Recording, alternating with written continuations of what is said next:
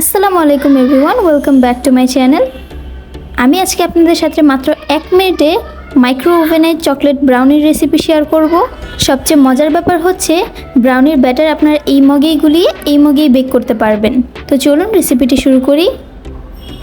Brownie তৈরির শুরুতে আমি একটি মাইক্রোওয়েভ সেফ টি কাপ নিয়ে নিয়েছি। এর মধ্যে নিয়ে নিলাম 1 টেবিল চামচ মেল্ট করা বাটার।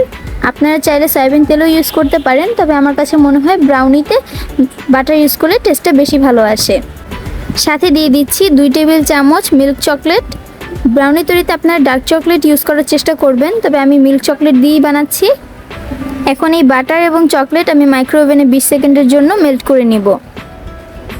মেল্ট করা হয়ে গিয়েছে। এখন বাটার এবং চকলেটের মিশ্রণে দিয়ে দিচ্ছি 2 টেবিল চামচ চিনি। চিনিটা আপনারা টেস্ট অনুযায়ী অ্যাডজাস্ট করে নিতে পারেন। আরও দিয়ে দিচ্ছি 1 টেবিল চামচ ঘন দুধ। দুধটা আমি আগে থেকে জাল করে রুম টেম্পারেচারে এনে তারপর ব্যবহার করছি। এখন চকলেটের সাথে দুধ, চিনি সবকিছু খুব ভালোভাবে মিশিয়ে নিব। চিনিটা খুব ভালোভাবে মিশে যাওয়ার পর এতে দিয়ে দিচ্ছি 2 চা চামচ কোকো পাউডার।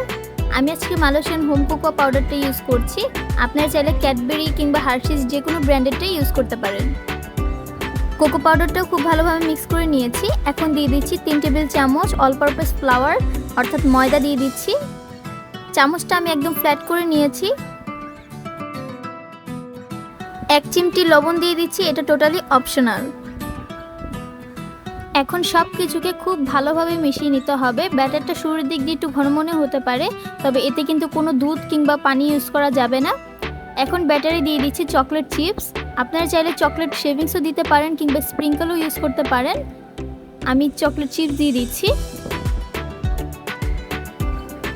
এখন এটাকে মিক্স করে নেব এবং উপরেও আমি কিছুটা চকলেট চিপস ছড়িয়ে দিচ্ছি। এখন আমি এই চায়ের কাপেই ব্রাউনির ব্যাটারটাকে 1000 ওয়াটের মাইক্রো ওভেনে বেক করে নেব 1 মিনিটের জন্য।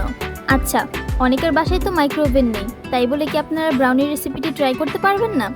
আপনারা সেম রেসিপি ফলো করে মাইক্রো ওভেনের পরিবর্তে চুলাতেও বেক করতে পারবেন কিংবা কনভেকশন মোডেও বেক করতে পারবেন। 1 মিনিট পর আমি মাইক্রো ওভেন থেকে ব্রাউনিটা বের করে নিয়েছি। এখন কিছুটা ঠান্ডা হতে রেখে দিব।